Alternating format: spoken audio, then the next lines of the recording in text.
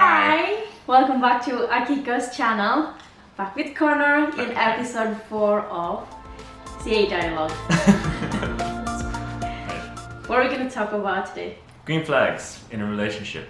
Wow. So, yeah, big area. So we decided to divide it into two separate entities. Yeah, because like we heard a lot about red flag in relationship. Yeah, I think But I I say think- everyone looks for it. Yeah, everyone looks for red flag. But we sometimes forget about The good. the good thing, the green flag. Right, so we'll kick it off and start with one that we're very familiar with. Okay. A green flag is something that's positive in a relationship, right? Something to be an asset. So, talking for hours but feels like a minute would be a really, really solid green flag, don't you think? I remember the first time we had like a phone call after we decided to see each other. Mm-hmm. I felt like it was only 30 minutes or so, but it was actually whole 4 hours. 4 hours. Yeah, It was a while. Yeah. and it was like our first time talking over the phone, Yeah. like a phone call. It was a really solid time where it just like, it was jokes and laugh, a bit of serious talk, a bit of just like, you know, romantic talk. Yeah, But then there was a lot of kind of a flow to it that felt natural. And that's kind of a key part of it, is that when you're spending all that time with someone, that yeah. time And just it speeds up. feels like very natural. So like there is no pressure what I have to talk about. I remember my parents were asking me, why you always talk really long with Conor? Don't you have kind of like things that you don't want to talk, or like you run out of topic? Surprisingly, we never ran out of topic. I know. You'd think though, like talking for 4 hours, you're just like, where are we getting this material? I always had a concern, oh, what if I can't think of something to say? But when you're in the moment, Yeah. it's not a concern. Like we spent 20 months long as a relationship, and we always have twice phone calls a day. Yeah, So easily. Now, what's the next one? the next one is active listening. So, What is active listening? when you're having a conversation with someone, do you know when you're talking and it feels like they're not listening? They're not actively listening to you. They're just kind of doing their own thing, living in their own life in their own But world. that's hard to differentiate which one is actively listening or just kind of like Being sit. attentive. Yeah, you know, like because like sometimes when I talk and then you talk, I know that you're actively listening, but sometimes you also talk with people and then the person just being silent. We can't tell if he or she just being silent or actively listening. See, they could be sitting there and holding a point that they want to say in their minds. Yeah. They're not really taking in what you're saying. But like, a green flag is, you'll know it when you're feeling it. Is you'll be sitting there talking and they're really like being attentive and they're paying attention to every word you're saying. It's hard to pick up when it's happening. But I know when you do, because like you always remember everything I said. Yeah. So if you can just turn around and just give back every single word, that's definitely a clear sign. Oh, they were listening to what I was saying. So it's definitely a green flag. But And also after that, you will understand me more, because like you listen to understand, not listen to replay or to. yeah, it's not trying to fix the problem. Yeah. One thing you learn very quickly is when she's talking to you, she's not always looking for a solution. She just wants you to talk and listen, and sometimes that's all you need to do. So Yeah. active listening, definitely a green flag. And if you can master it, then you're sorted. You know, because like I love to talk to you just for ranting, like about everything. Sometimes I just come to him and then just rant, and then I don't want him to say anything or give me solution. I just want him to listen. Yeah. And then you know that, and because like sometimes when I just want to run, you just listen, and then you didn't say anything after that, then you will probably just kind of like give me a comfort if I need that. But like when I need a solution, I will ask you and say, look, I need your opinion, or Yeah. I need your solution or your idea. Generally, if you're lucky, they'll tell you what they're looking for. But like, it's a mutual thing, because a lot of times guys may feel like they're not being listened to, which is kind of definitely an annoyance, and we may have a shorter fuse for it. But But also, I think the sign that you are in a you have like a good partner or green flag is you know that guys tend to fix problem, and women sometimes just wants to be listened. And it will be green flag if your male partner not try to fix your problem when you talk. They just kind of like listen, because sometimes like most of them try to fix you or try to give you solution when you did not ask. Yeah, well, guys are problem solvers, so it's kind of in our makeup that we just want to fix the problem then and there, so we can, you know, not have it be a hindrance to anyone anymore. But it's definitely a skill that takes a lot of practice. Oh yeah, definitely. But if you can manage it, it's a great thing to bring to the table. You need to compromise as well. Yeah. Next one. Next one is their actions and their words, right? If what they say they're going to do and then they do it, if they match and they are consistent with that, that's a green flag. Because you don't want to be in a relationship with someone that says, "Oh, I'll do that," Yeah. and like they're like, "Oh, I'll take you out for dinner, and then we'll do it next week," and then they constantly put it off. But it's not. Being in that relationship before. But like, it's not for like it's not an external thing causing them to push it off. It's that they just keep, you know, not wanting to, or they keep making an excuse that they don't want to do it. Mm-hmm. It's kind of like, it's not just like going out for dates and stuff, but it's definitely. Yeah.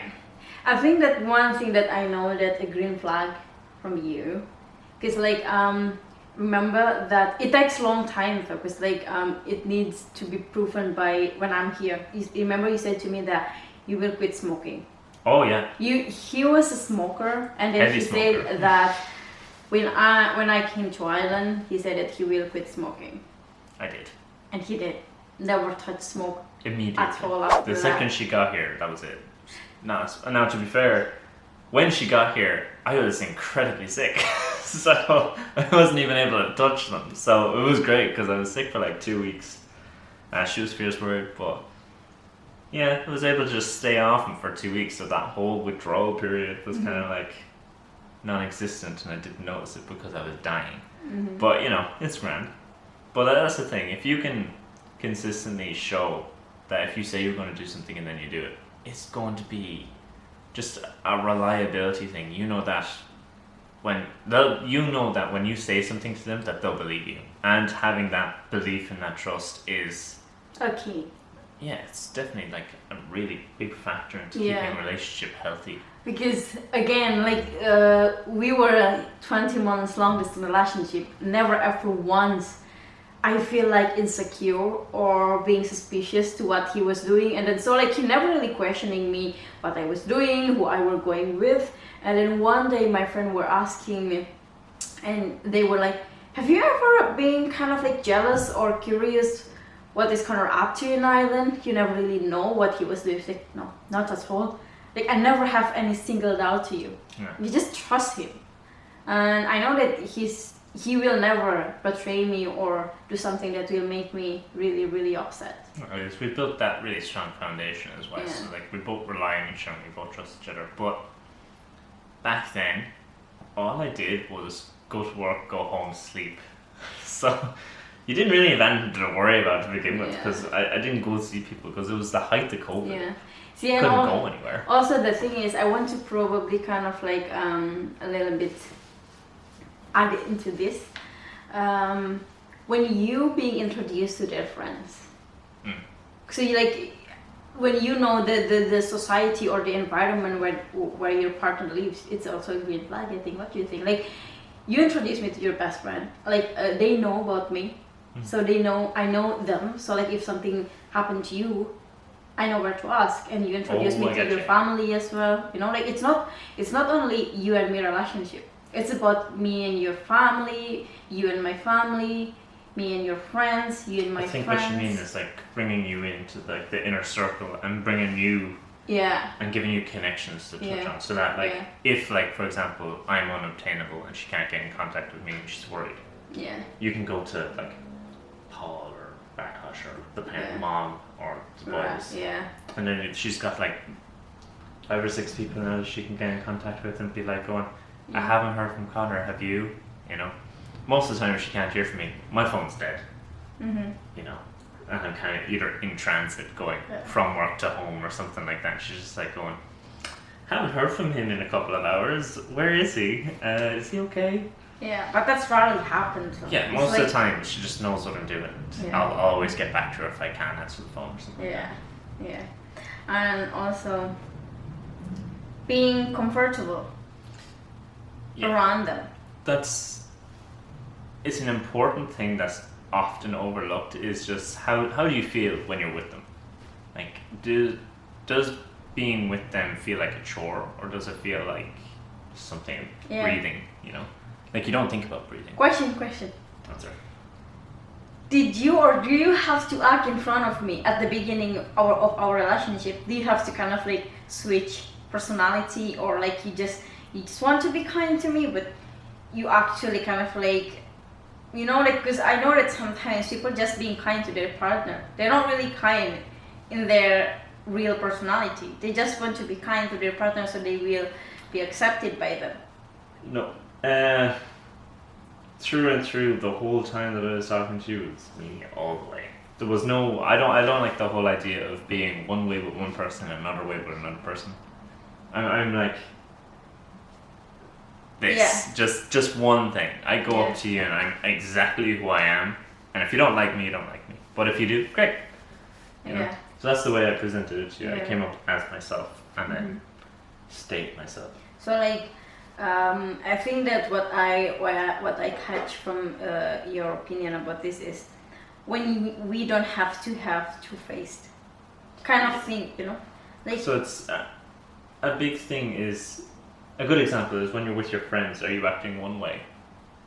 And then when you're with your significant other, are you acting a different way? Yeah, it's kind of like having two lives. Yeah, it's like a duality. Like, are you two different people, essentially? But if you present yourself as just consistently, this is who I am, and when you're with your partner, and you're with like other friends or her friends or his friends, and you're both exactly the same, you know it's a good green flag that they're not acting differently. You know, it's something that you can be reliable with, and it's them being honest with themselves. Yeah. And like it just grants that extra layer of trust and kind of like. Yeah.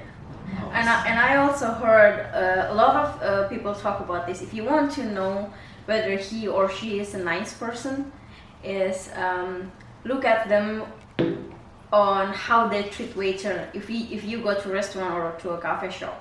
Oh yeah. You know, like see how they treat the waiters. So see how they treat people that. It sounds terrible, but yeah, I don't like this actually. Yeah, no, it's a statement, but it's not accurate anymore. Yeah. Because just the way it is. But it's like see how they treat people beneath them. Yeah. Not saying that I'm above anyone or that anyone is above anyone else, but because it's just in our eyes, we are all equal. We're all equal. But it's seeing how you treat people, like in the service industry. Like, that's a great example because they're serving you while they're working. You know, so. Obviously they're your waiter, they're bringing you your food. If you're rude to them, you're not setting a great example for, this is how they act to people that they have power over or something like that. Mm-hmm. It's just a really good way to get some insight into the people. Yeah. You know? But if you see them acting kind, courteous, and what would be the word? Polite. Yeah, polite. Sorry, I can't think of the word there. If they're acting like that, but it's not even acting, if that's how they are with those staff, you know that that's how they are, because it's very easy to be, you know, rude and, you know, especially to someone who in social level is beneath you. But so if they're treating people in the service industry with respect, and say if for example they meet a homeless person on the street and they're being polite and courteous to them, and they're not, you know, cursing them out or something like that, you know that they're a genuine person. They have that genuine affection and care, and, you know, looking after people. It's always a green flag, because then you know that care and that respect is going to be reciprocated to you. You know. Right. What is next? Boundaries. So if you're if you're able to set clear and firm boundaries in the relationship, and that they're not questioned or challenged, it's a green flag. And a great example of that is something vital. Such as? You time. Okay? Me time. Yeah. So in a relationship, most of the time you're going to be together, you know? It's not the healthiest thing to only have the two of you together time. You need time to go play games, go read a book, go off and have a walk on your own. And go with your friends. Go off see your friends, because at the end of the day, you have your own life. Yeah. See, this is the thing that I see a lot of people going into relationship in the hope they will kind of like, their partner will fix their loneliness or, you know, like their sadness or their sorrow. Well, actually, I think one of the key our relationships going really well is we are done with our past, and then we are already in a good place. We're already happy. So when we step into our relationship, we're not.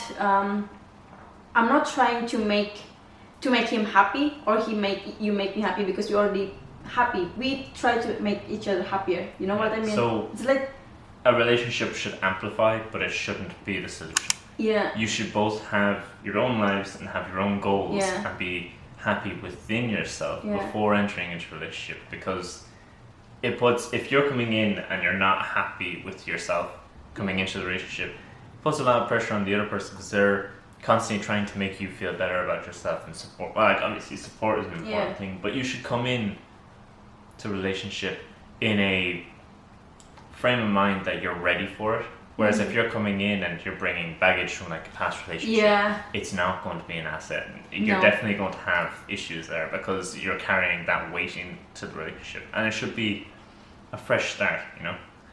And you should have that room to grow and expand, because as the two of you grow as individuals, you're going to give the chance for the relationship to then grow. I think you should see a room for growing, like for each other to kind of like be a better person when you are together, instead of being toxic to each other. But the point is that your personality isn't your relationship. You know? That's why the boundaries are important, because that means you can still be yourself and have the relationship, and like it's that certain amount of it then leads into that trust where, you know, if you need time to just be by yourself and do your own thing, you can. You know, it's not going to be like, oh, why do you want to do that? Like obviously the person can check and be like, oh, are you okay? It's okay if you need time to yourself, but I'm just checking in, are you okay? That's fine.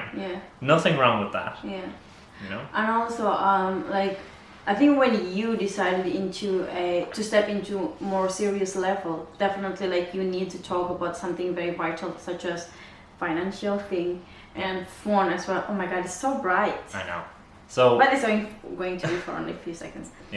Like phones are one of the biggest things, especially in today's day and age where we're in the age of information and technology. It's all about your phone.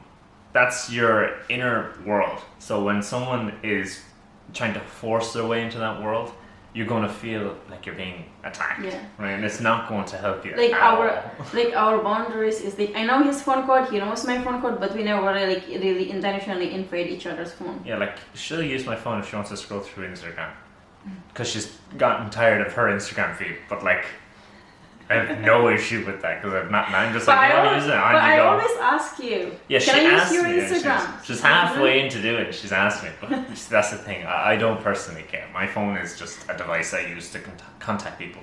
It's not really used for much else, so on she goes. You know, I've not died. But that's the thing. If you're open with your phone, you know you're in a good relationship, because if they're saying, oh, if that's my code, if you want to use it, you can use it. You know, oh, jeez. They're very open about this, because that's your personal space, you know?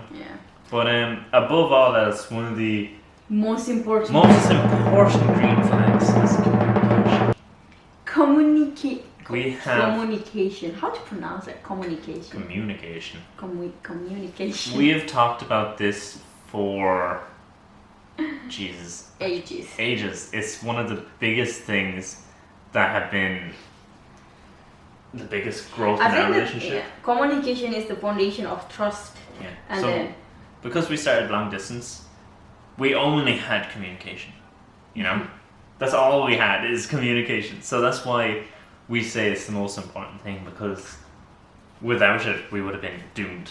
You know, long distance doesn't normally work because either communication falls apart or trust falls apart. But if you build up that strong communication where if a problem arises, you talk about it. Yeah. You know, you don't just pretend it's not there. And also one thing that I really want to say about communication, because most of girls expecting their male partners to understand what they feel without telling them. I did this sometimes when I didn't realize, but I always try my best to always communicate how I feel as well. Because sometimes you cannot just expect your partner to understand you all the time. Like, they need you to tell them so they can work on it and then understand it. I think that's part of the communication as well. So like, I love to tell you like how I feel, and so like you will know, oh, she probably needs time, or you also told me when you kind of like tired and then you need time, and I just leave you alone. Yeah. So it's again pushing on that trust and that accountability, and that the other person always follows through with their actions. So you know they're going to be there. But all these build on each other. But at the crux of it all is the ability to talk about how you're feeling. Yeah. And if you can't, it's going to be a challenge, because in every relationship you're going to have arguments and disagreements and grievances. But if you can't talk about them, you're going to be doomed. Yeah. Like. I think some girls expecting their boyfriend or their husband to just magically understand them. Even like me, I always ask him if I want him to buy me something. Like, can you buy me this? Can you buy? I didn't just kind of like expect him. Yeah, like to know what I want. I tell him. Yes, but that's the thing. Like, you can talk about things and you can plan for things, but if you can't talk about it, you can't plan for anything. Anyway, I think those are the green flags. No, that's not everything. Yeah, there's hundreds more out this there. is not exhaustive. Yeah, it's kind of like what we think that build up our relationship. And then I'm just last question before we ended this video. Do you think that arguing or fighting in a relationship going into red flags or green flags? I think a certain level of arguing and disagreements are a green flag. Just means that the relationship is healthy? It can mean it's healthy. Like, there's without disagreements and misunderstandings and stuff like that, you're not going to grow. So like, you need to have challenges to grow. Because if you just have everything run perfect all the time, you're not gonna learn anything, and it's gonna feel boring. Not even boring, but like it'll feel like there's something wrong because you never argue. Like for a while, we didn't argue at all. Yeah. But like, then like, we just argued every now and again, and then we were like, oh, it's okay, it's normal, you know. Well, it's not like a big argument as well. It's just kind of like, you know. There's a certain level of, if you have really big arguments all the time that are like life-altering, like disagreements. Yeah. So I just remember one last thing. It's related to boundaries. There is one thing that we will not tolerate at all. It's our boundaries. When you cheating or I cheating, they're like cheating. Hard no's. It's just that's all. There will no compromise. Yeah. There will no second chance or whatever. That's our boundary. So we know we will never cross that line, because you know, even like a little tiny thing that leads to cheating, that's all. Our relationship will end. Yeah. Dead end. But anyway, that's what we think are some green flags to look for. Nearly spilled my tea. Nearly spilled. Anyway, bye guys. Thank you for watching, and don't forget to what? Like and subscribe. Bye bye. Bye.